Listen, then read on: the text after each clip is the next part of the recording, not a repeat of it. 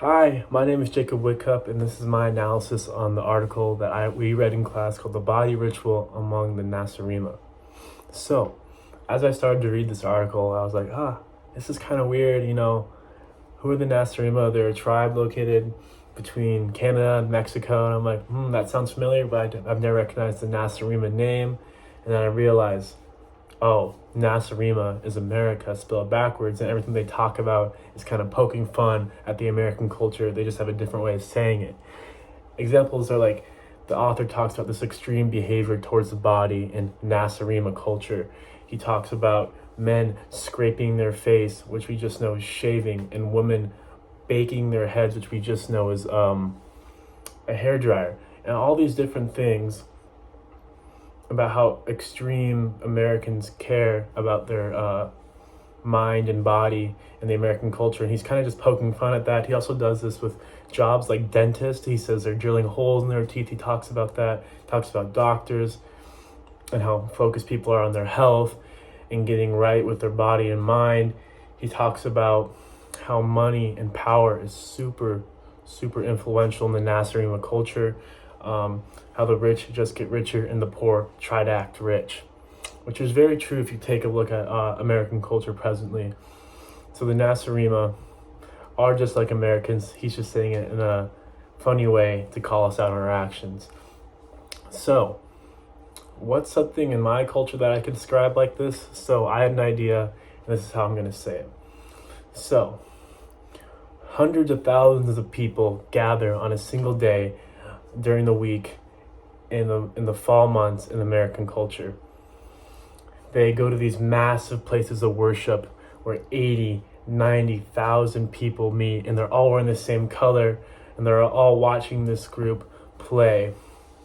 They have different chants that they do to cheer on their you could call them a cult, this group of people, and there's over 300 of these cults around, and they all want their group to do the best.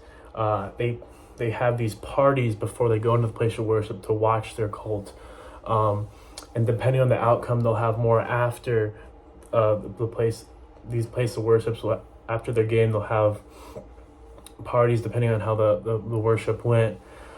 They have many different places. They have thousands of places of worship, not thousands, hundreds, sorry, places of worship where they'll come and watch their cult.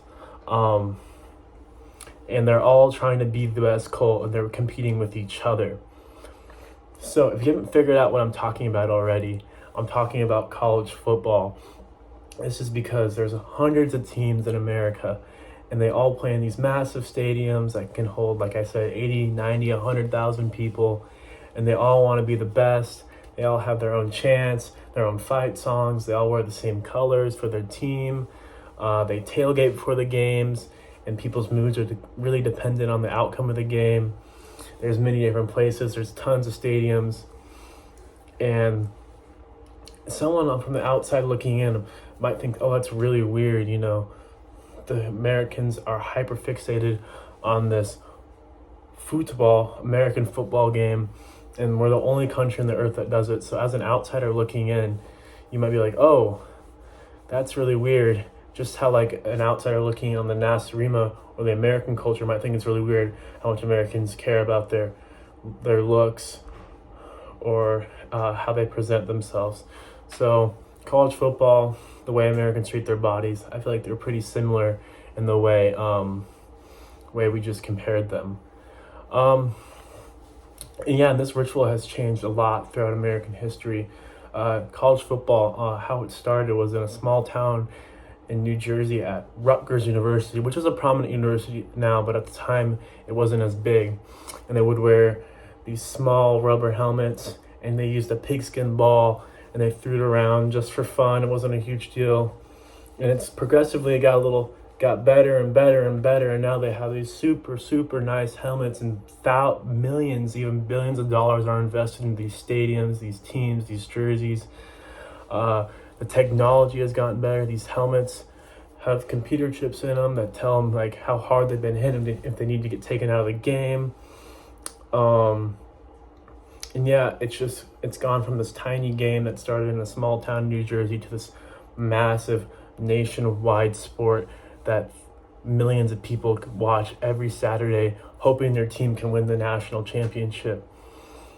And finally, has this ritual or college football has been beneficial or detrimental to the United States? And I would say it's been very, very beneficial.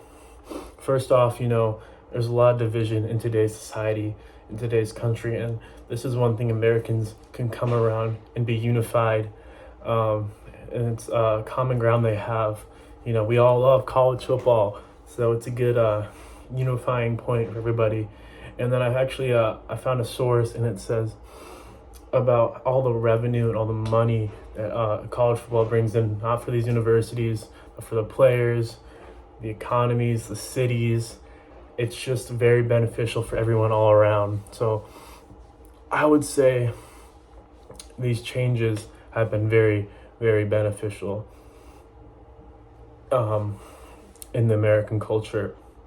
So yeah, that is my analyzation of the body ritual along the Nacirema, and all the interesting points the author made to call us out on our own culture, and what we can learn from this is maybe not be too concerned with our bodies, and just be aware of how we might be perceived to the outside of people who don't understand our culture. Thanks.